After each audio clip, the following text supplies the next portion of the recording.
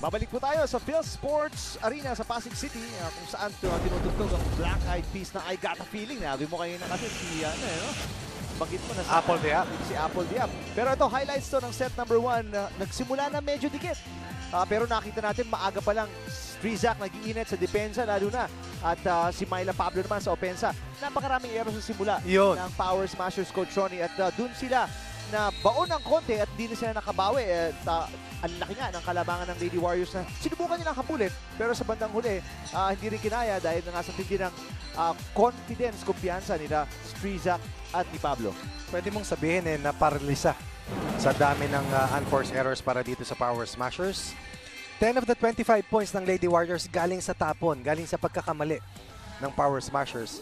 Yung other stat departments, kung titignan mo, halos equal But anytime you're behind by 10, napakahirap talagang habulin. Maski ikaw ang may tuturing, isa sa mga pinakamahusay na compact teams dito sa ating Premier Volleyball. May selfie pa sila Coach Tai Bundit. Kama sila Zheng Guoli. Kababayan niya pala niya yung mga yan, di ba? Is that Sang Muang? Tama, no?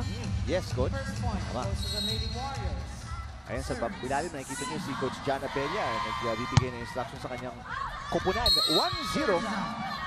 That 1-all dahil sa service error ni Giselle C. At ito, kasamang Eric, si Father Bet Rabonsa. Kinakamusta tayo? Nako. Classmate mo to. Kumusta, Father? Hindi ko siya mabati kanina dahil tayo, pre-game, halftime, saka post-game sa laro ng Cleveland, saka ng Warriors. Father Bet, pwede mo nang ipagdasal yung paborito mong mga manlalaro ngayon. Dahil napagdasal mo na yung Golden State Warriors. Paborito rin niya si Myla Pablo. Okay. Saan kayong seminaryo magkasama, Rick? Sa Our Lady of Guadalupe. Dito? Oo, sa Guadalupe. Sa may EDSA. Sa may EDSA. Pero si isa sa mga ating producer, si Ada, marunong pa na mag-Japanese to. Oo. Kaya sinabihan tayo kung yung tama, no? Konnichiwa. Konnichiwa, hi, hello. Hi, hello. Ayan, yung kinikwento mo, Coach Ronnie. Ayan, kanina may selfie po yan, sila Coach Tai Bundit. May mga fans kasi lumalapit nagpapapicture. Nawala na sila Zheng Guoli.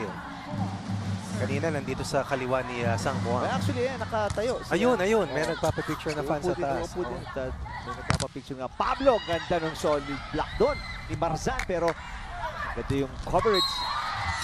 At nag-atid tuloy ng isang palo pa ni Myla Pablo. So, kita natin, Coach Ronnie, yung floor defense nitong Lady Warriors tumutulong para tumibay din yung opensa kasi pumalo si Pablo na block, sinalo ni Giselle C, nabigyan pa ng isang opportunity, pumalo rin si Pablo at makascore. Number 4, we talk about ranking sa digs. Number 2 naman para sa Power Smashers, yun talagang lakas ng Power Smashers. Para naman sa Lady Warriors, si Mel Going, of course, na nagpapatibay dyan bilang defensive specialist at floor manager para sa Lady Warriors. Lefty pat shot. Nasagot na naman, floor defense talaga. Napakatibay para sa Lady Warriors. Arrocha, off-speed. Good hustle play. Panaga, malakas. Check ball ba? Oh yes, may itatawag. Sabi ni first referee, Yul Benosa. Very smart play coming from one of the best middle hitters na produkto ng College of St. Benilde. Puntahan natin ngayon si Ira Pablo. Magandang gabi sa ating mga kapamilya. Eric and Coach Ronnie, may mystery guy na nagpapadala ng flowers dito kay Melissa Gohing na nagtatago sa initials na JB. Magpapakilala daw dapat siya after ng Game 2 kaso natalo ang Lady Warriors noon and JB chose to pick a better day na mas maganda ang mood nitong si Melissa Gohing para magpakilala ng kanyang sarili. Madaming tao na daw ang nagsasabi na sila si JB pero tinatanong ni Melissa Gohing si Alex Cabanos na common friend pala nitong si JB at Melissa at tumutulong kay JB para manligaw dito kay Melissa. Pag nanalo ngayon ng Lady Warriors, malamang magpapakilala na si JB at pinapangako naman ni Melissa na ibabahagi niya sa ABS-CBN Sports pag nakilala na niya itong si JB. Eric and Ronnie? Alright, salamat. Ira, secret admirer. May tulay pa. May tulay. Parang high school. San Juanico, bro. Haba nun. Eto, kasama Eric, kumahaba na naman muli ang kalamangan ng Lady Warriors. At kita mo, sa ngiti ni Kaini Pumuseno, Coach, komportable, relaxed yung mood ng Lady Warriors sa laban na to, no? Iba na yung nakauna kasi talo sila sa game 2 di ba? Pero dito, nakuuna sila at anytime may puhunan ka, nakakalakas ng loob talaga yan. Service error nga lang para kay Kyle Nepomuceno. Nagtapon na naman sila ng isang puntos doon. Regina Arocha ang magsaserve ngayon. Another up-and-coming star dito sa ating landscape ng volleyball na binibida nga ni Eric kanina, enjoying its finest renaissance. Uy, muntik na magbagaan sa ibabaw si Strizak at si Pablo. Magkaroon tuloy ng net violation. Parang Nagkaagawan sa bola. miscommunication yun. Buti na lang walang di rin sa area nag-collide talaga ng todo, coach, ano? Dahil syempre, Yung pilay, di ba? wala naman kung ano. Ayun, lumampas si Strizak, oh. So crossing the center line pala, hindi net violation yun nangyari doon. So 2 straight errors para sa Lady Warriors at isa na lang. Hinahabol ng Power Smashers. Speaking of Power Smashers, si Pablo na reject. Strizak, back row. Cross court, yes! Panglitrato pag pumalo itong si Grabe, no? Michelle Strizak. Binita natin kanina yung mga numero para dito kay Strizak. 182 spike points, 8 block points, 5 service aces, 195. Number 2. At number 2 rin sa ating pinakamahusay na spikers. Pag porsyento yung pinag-usapan ay 35% hitter si Michelle Strizak. Pupuntos naman dito. Si Lek Tipatshot. Hindi katangkaran, no? Pero grabe yung spring. Etong Parang si Kaupin lang. Oo, itong si Lek Tipatshot, a part of the team ni Coach Pamilar, na nagkaroon ng 16-match sweep sa V-League nung Season 10 Open Conference. Ito naman si Jackie Yapa, part naman ng Cagayan Valley Rising Sun sa Reinforced Conference ng 2014. Dahil si Coach Nes Pamilar is a multiple V-League champion coach. Oo naman. Dati ding head coach ng FEU. Of course, uy! Hindi nagpang-abot si Panaga at si Giselle C. At dahil sa mga errors, Coach Ronnie, ito Yaon, naman. nabaliktad. Nabaliktad naman. Nako. Power Smashers lalamang ng isa. 8-7 kontra sa Lady Warriors set number 2.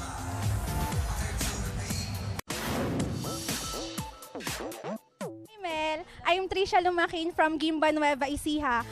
This coming Father's Day, anong ibibigay mo sa father mo, then why? Thank you! Well, if I'm gonna give something to my dad on Father's Day, kasi nasa Bacolod siya. So, virtual hug, kisses, and love.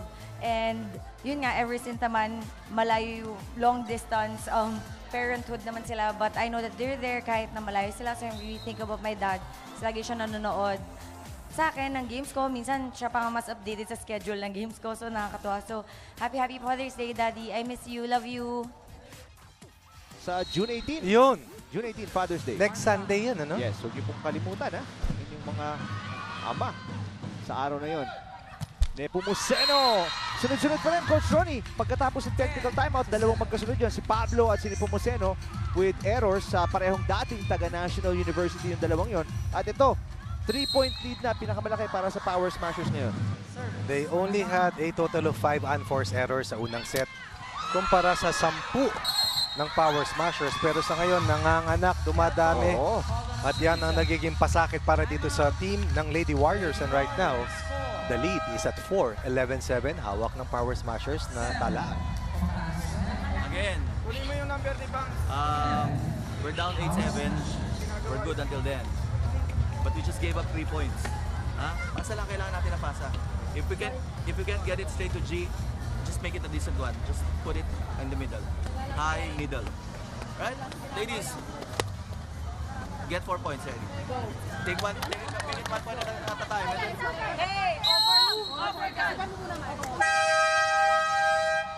Habulin yan. Yan ang marching order ni Coach John Abella. Get 4 points. Dahil pinabigay nyo nga pagkatapos technical timeout at 8-7. Namigay pa sila ng 3 dire-diretso, Coach Ronnie. Peaks and valleys, akyat baba, parood pa rito ng agos. Nangyayari naman. Subalit kailangan makarecover ka dahil kung hindi, eh maitutuloy-tuloy ka ng Oo. kalaban. They got lucky on that play. Buti hindi na solid ni Prado yun. Ito si Prado, babawi. Ganda ng block ni Panaga. Laking bagay ni Panaga sa gitna. Pero wow! Hindi ganun kalakasan. Placing lang para kay Jackie Yapa. Hinabol ni Panaga pero hindi niya naabot. Yapa showing still showing foot speed. At ngayon pinakamalaking abante para sa Power Smashers ay 5. Kaya pa, ito sa ating listahan ng mga top scorers ay number 4 in spike percentage. Tipachot. Si set para kay Prado. Prado. Doon si Gohing. C. Nanalo sa tip. Kontra kay Hiapa. Sa huling palitan na yan, David wins over Goliath. Giselle C dito sa ating competition. Number 41 in scoring. 45 points scored so far para dito kay Giselle C. In a total of 13, 14, 15 matches. That's about 3 points per contest para kay Giselle C. Jesse De Leon, bagong pasok lang. Naglaro 3rd and 4th set nung talo nila. Yung Martes. Strizak. Vicar, papunta kay Hiapa. C. Hahanapin si Dadang. Gandang palitan to. Solid block ni Dadang at ni Strizak. C. Aangat Strizak. Papalo. Andun si Galang. What a great dig. Dadang. Titip. Vicar, habang rally. And natapos sa depensa ng Lady Warriors at the net. Yan ang kinakailangan talagang tumibay dito sa Lady Warriors. So pag pinag-usapan natin yung Eunice Galang, ito yung nakita ko na husay na pinagbabalik niya yung mga palo na Strizak at Pablo dun sa set 5 ng ating pangalawang laban dito sa serye. Pero may mas matindi na depensa si Strizak sa net. Good block point para kay Strizak to narrow the gap to 3 from a high of 5 dito sa ating second set. Ayun, may block na naman sila kay Vicar. Pero ito, hindi na. So soft hit si Jackie Yapa. Solid yung palo down the line. Balik ang kalamangan sa 4 para sa Power Smashers. Number 28 in scoring, 84 points total for Jackie Hiapa as we take a look at itong si Jovi Prado. Number 6 among our leading scorers with 154 points. Sorry. Baba nun. Halos mababa pa sa kalahati ng net. Oo naman. Incidentally, ang ating top server sa ngayon ay si Giselle Sina. Overtaking itong si Eliza Valdez. But Jeanette Panaga closely behind itong dalawang ating best servers. 6 aces para kay Giselle C nung game number 2. Grabe, no? The most for any player nung laban na yun. Pero ito si Strizak, over-receive. At pinarusahan niya agad. Yan din yung huling puntos na naibigay ng Lady Warriors sa Power Smashers dun sa game 2 na pagkatalo nila. Yung overball ni Mel Gohing na ibinulsa at pinuntos ng Power Smashers para maitabla ang serye sa one match apiece. Pero ito, service ace para dito sa team ni Giselle C. Yun na nga, yung serve talaga On ni cue. Giselle C. On cue. Numero 1. So yung 4 na puntos sa kalamangan ng kalaban, isa na lang. Gumana yung timeout na kinuha ni Coach Jana Belia. Sinabi niya, kayo rin yung 4. Yun, sinayod na nga. At naputol na yung 3-point run ng Lady Warriors. Balik sa 2 ang kalamangan ng Power Smashers. Alina Vicar mula sa USD din. Magsiserve ngayon. Sila nila Alex Cabano, sila nila Jerry Malabanan. Diba? Parang namukadkad, nag-blossom. Dito ano? Yung kahusayan, eh. Speaking of kahusayan sa block at the net, Jackie Hiapa. Single block. No emotions, poker face. Hiapa, just overpowering itong si, was that si Dada? Sa gitna, palo ni Desiree Dadang, dating Lady Bulldog. Giselle C, papunta kay Nepomuceno. Andun si Vicar. Galang, titipat shot, block naman, babawi yung Lady Bulldog combination ni Nepomuceno at Dadang. Kanina sablay si Nepomuceno sa kanyang dig defense. Dito naman, kumonekta, scoring another block point, beating itong si Tipachot. And the lead once again is down to 2. Ganda ng serve ni Strizak, pero good reception para kay Prado. Gitna, Tipachot against 3 blockers. Siya nag-angat, Gohing ang magsiset. Strizak back row, Galang again. Solid defense. Tipachot, cross court, malayo. Oy, sakto daw on the line. Yes. Inilagan ni Melissa Gohing. Sa kabilang panig naman, walang Galang. Itong si Galang sa mga palo. Itong si Michelle Strizak at kalamangan sa mapamuli sa 3 at 16-13.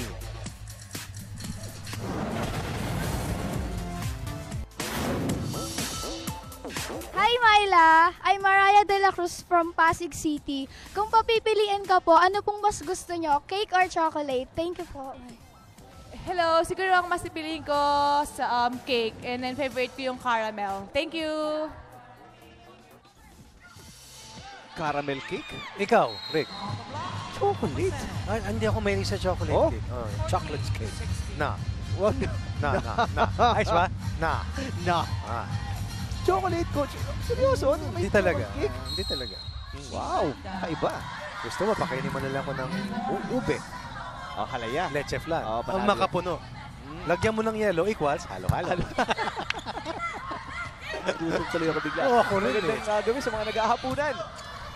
Sa inyong mga tahanan o sa labas man na nanonood man kayo online o sa inyong mga TV sets. Ito po ang huling semi-final game.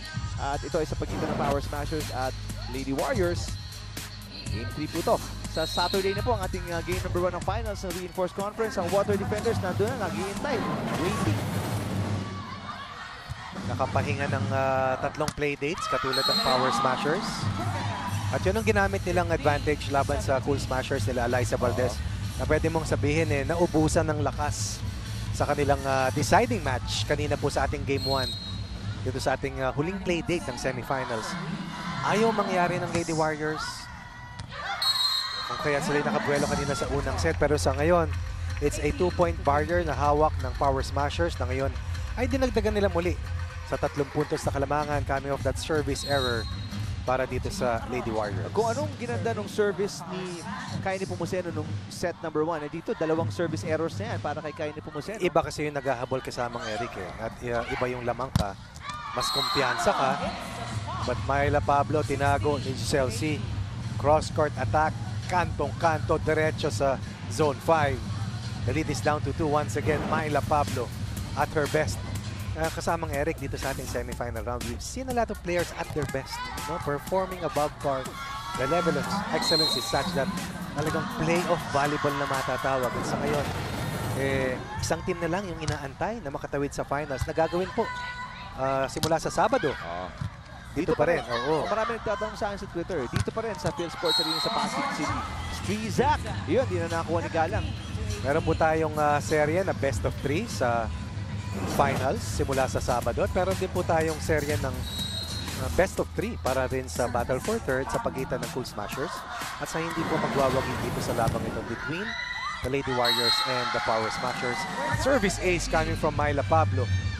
Now the lead is down to 1. Nabasag na yung 2-point barrier courtesy of the scoring machine. Ang bagyong si Myla.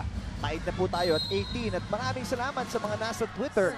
Third highest trending topic tayo. Hashtag PBL on ABS-CBN. Patuloy na po kayong mag-exchange ng opinion, ng mag-usap ang mga haka-haka nyo kung sino ang mananalo dito sa ating laban pagitan ng Power Smashers at Lady Warriors. Strizak magkasunod, 2 ang Coach Ronnie. At dahil doon, lamang na ang Lady Warriors. Mapapatime out dito si Coach Nes Pamilar. Naghahabol na siya ng isa. Pakinggan natin.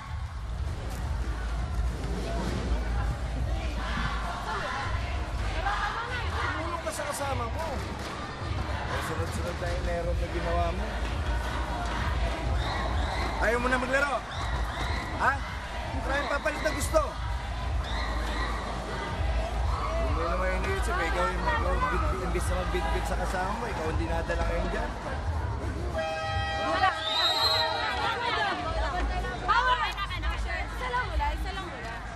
Matindi yung motivational na parang challenge, ni Coach Nes Pamilar. Parang si Jovi Prado yata yung kausap. I believe so. Oo, kasi nga, siya yung challenge. Ikaw dapat bumibit-bit sa mga kasama mo. Kasi nga, Jovi Prado is one of the leaders. Siya ang team captain ng Power Smashers, Coach John. Totoo yan.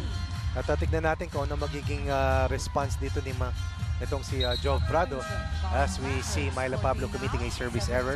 Good timeout call by Coach Nes Pamilar, freezing Myla Pablo and forcing Myla Pablo to commit that service error. And now we're tied once again at 19 points apiece.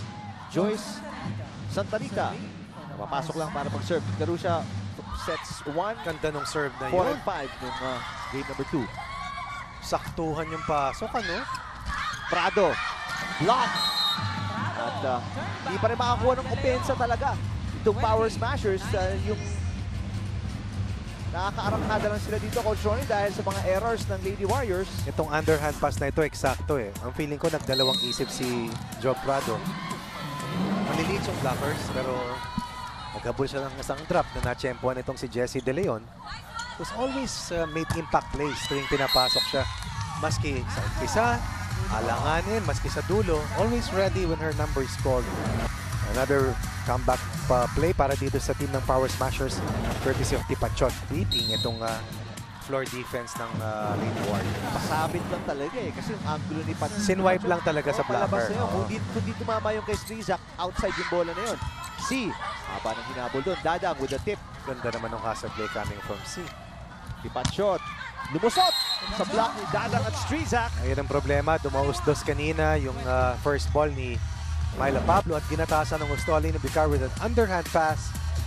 At itong si Tipachot binasag yung double block. Sunod-sunod na puntos para dito sa Power Smashers para muling makuha yung kalamangan ng isang puntos.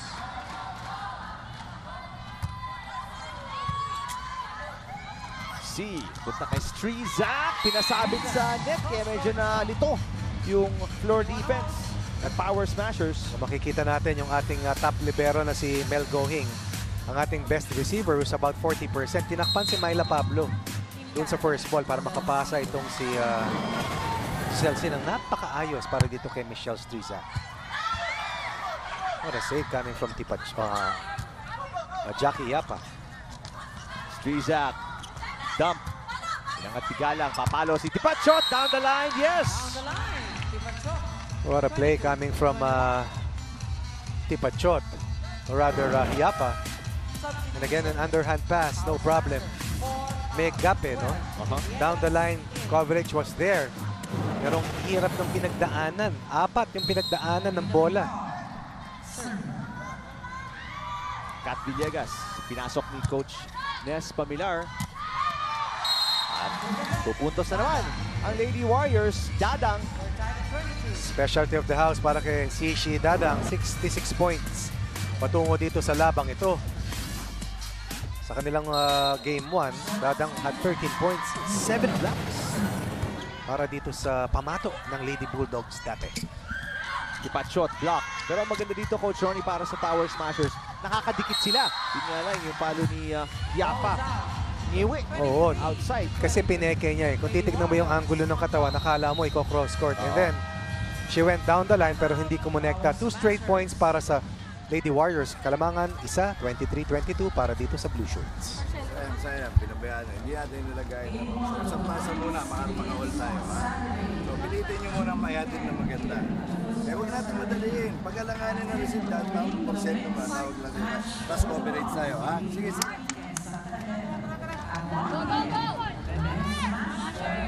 Pinapadiskarte lang naman si Alina Bicar. Sabi ni Coach Nes, isang magandang receive lang. Tapos habulin nga natin. Isa lang naman. Ayaw niya syempre na mag 24-22 to. Mag-set point ang Lady Warriors dahil pag naka 2 sets to nothing. Ganun ang na Lady naman. Warriors, balik Naku naman po. sila sa dati.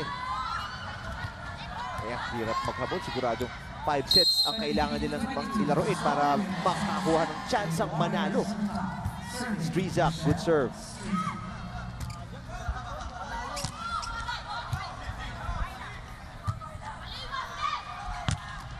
Pablo, on the line, yes. Ito na naman ang kombinasyon. Ang bagyong Pablo at si Hurricane Strizak. At itong lethal combo na to, tinutulungan ng depensa ni Mel Gohing at ng matibay na playmaking nitong si Giselle C. And of course, bato mo pa dyan, factor in Shishi Dadang at itong si Kaino Pumuseno. Down 2, behind by as much as 5 now. They have 2 set points here in set number 2. Pablo. Tipat shot. Ganda ng pancake ni Giselle C. Pablo, pampanalo, yes! Myla Pablo. Tuloy-tuloy ang pagpukol dito at pagbigay ng sakit ng ulo sa Power Smashers sa kanyang opensa. Panoorin rin natin. Tignan naman yung ginawa nitong si Giselle C. Her thumbprint was all over that final point of the second set and as a result, they have a commanding 2-set bulge laban dito sa team ng Power Smashers.